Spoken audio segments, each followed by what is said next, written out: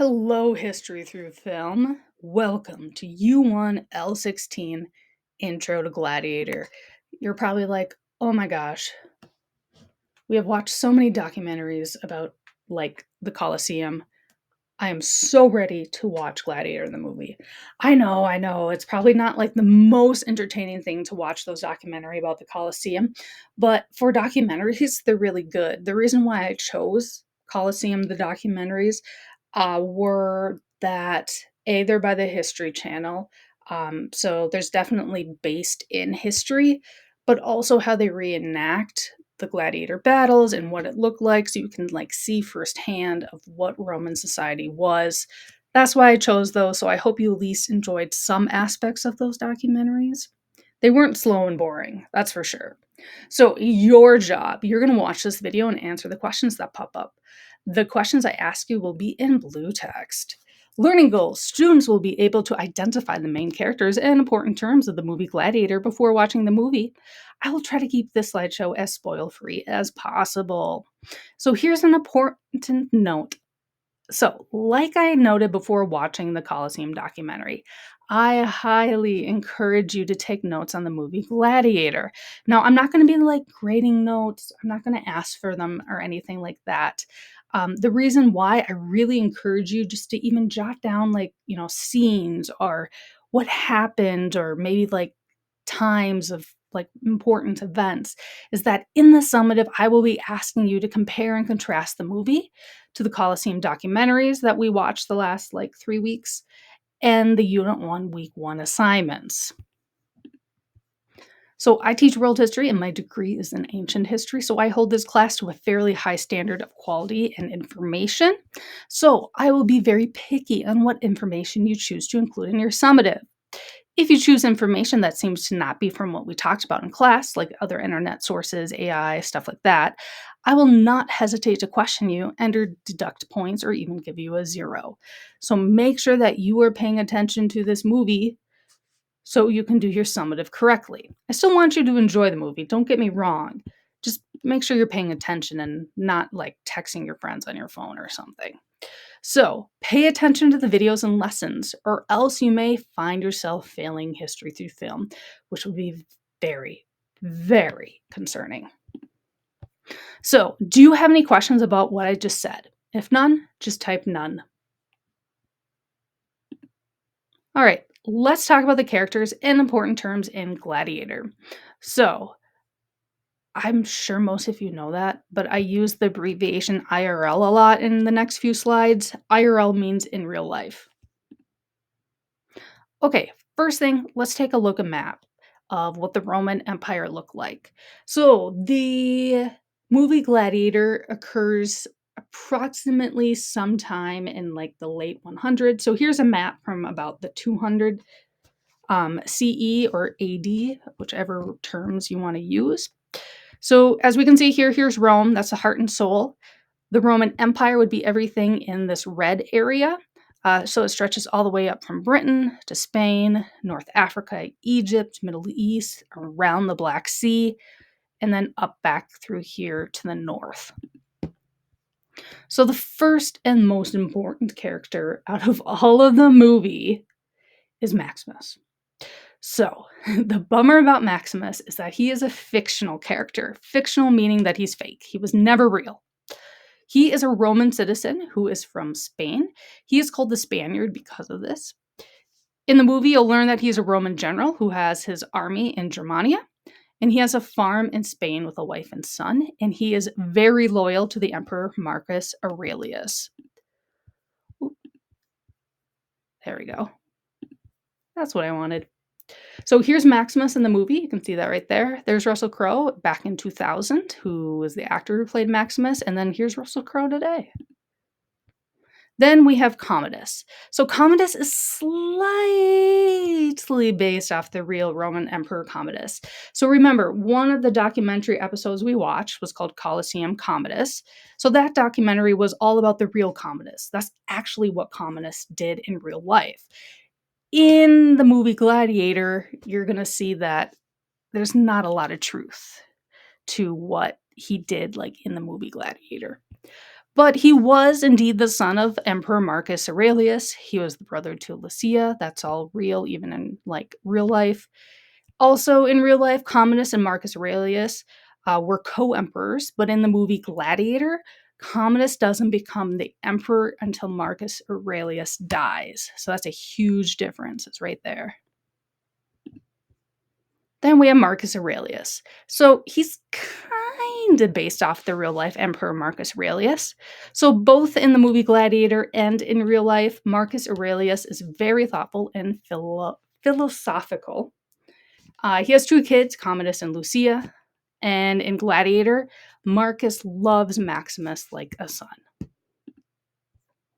Lucia. So Lucia is slightly based off of real life's Lucia, right? Because she's the daughter of Marcus Aurelius. That's true. She's the sister of Commodus. That's true. In Colosseum Commodus, we saw that Commodus is the one who murders Lucia in real life. That doesn't happen in the movie Gladiators, but I won't spoil what happens. And in the movie, Lucia has a son, Lucius Verus, and her former lover is Maximus. All right, Lucius Verus. He is probably one of the more confusing characters. Not necessarily in the movie, but just comparing him to real life. So 99% of Lucius Verus in the movie Gladiator is going to be fictional.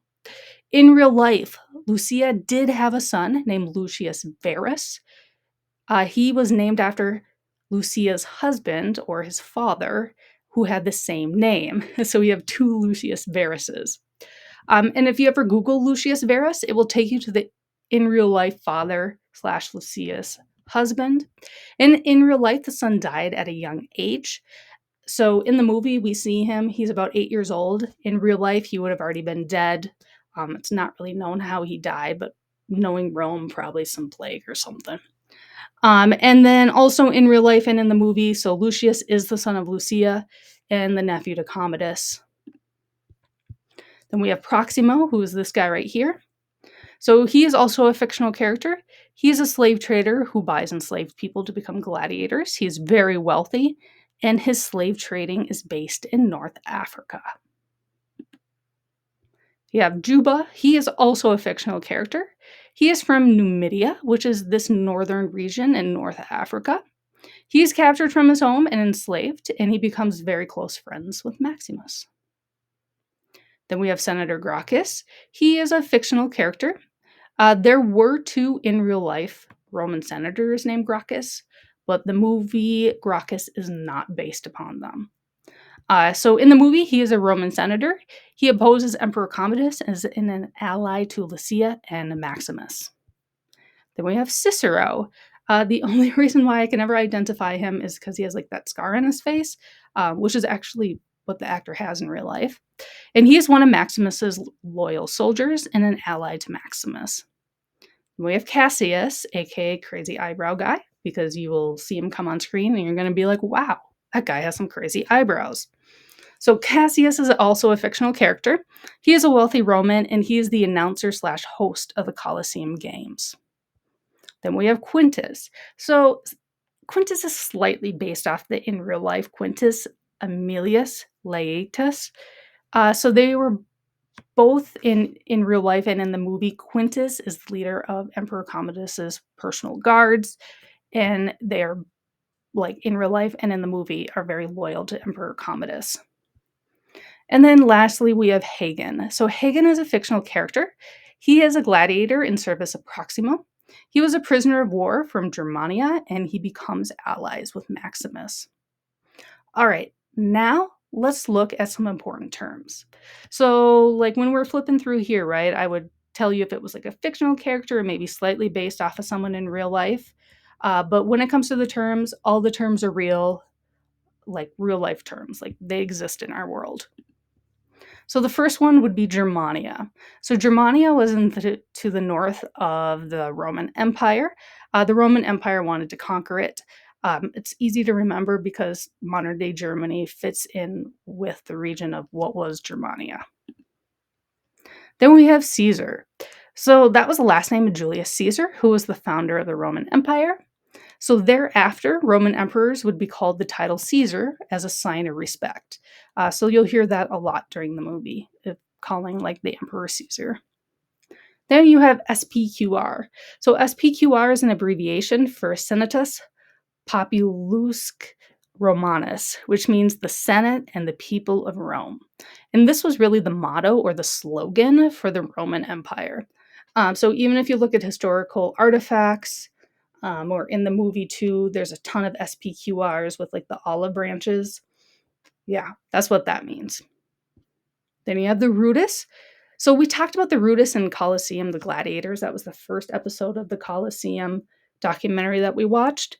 And that is a wooden staff that an emperor would give to a gladiator, which meant that the gladiator was a freed man. In the movie, it is shown as a wooden sword that kind of looks like this.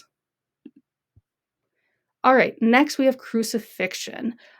It comes up very briefly in Gladiator, the movie.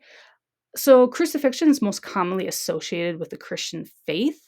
Uh, but beyond that, like in historical terms, it was also a very popular style of killing people in the Roman Empire. So, usually prisoners of war and criminals. So, crucifixion could happen to Christians or non Christians. Then you have the Punic Wars. Now, this is probably like the least important term of the slideshow. But if you're a history nerd and you want to dig a little bit deeper, this is my explanation to what happens during one of the Colosseum gladiator battles. So, in the movie, one of the Colosseum gladiator battles is a reenactment of the Punic Wars. Again, this is not critical to the storyline of Gladiator. It's just more of like almost a fun fact. So, the Punic Wars were a series of 3 wars between 264 and 146 BCE or BC. So between the Roman Republic and the Carthaginian or the Punic Empire. This war was really famous because there was a famous Carthage general named Hannibal. That's Hannibal right up there. So he was a Carthage general. Carthage was a big city in northern Africa, and they were not a part of the Roman Empire. They were actually fighting against the Roman Empire. And this resulted in the destruction of Carthage, the enslavement of its population, and Rome's absolute rule over the Western Mediterranean. So at the beginning of the Punic Wars, the Rome would be like just this green section here on the peninsula of Italy, and Carthage would have all this orange land here. By the end of the Punic Wars, Rome would conquer Carthage, which is the city right here, and then take all of this land for themselves. So all of this land, both green and orange, would become the Roman Empire. Then we have Zuccobar. So Zuccobar is an ancient town in North Africa. During the movie, it is under Roman control. And today it is called Miliana in Algeria.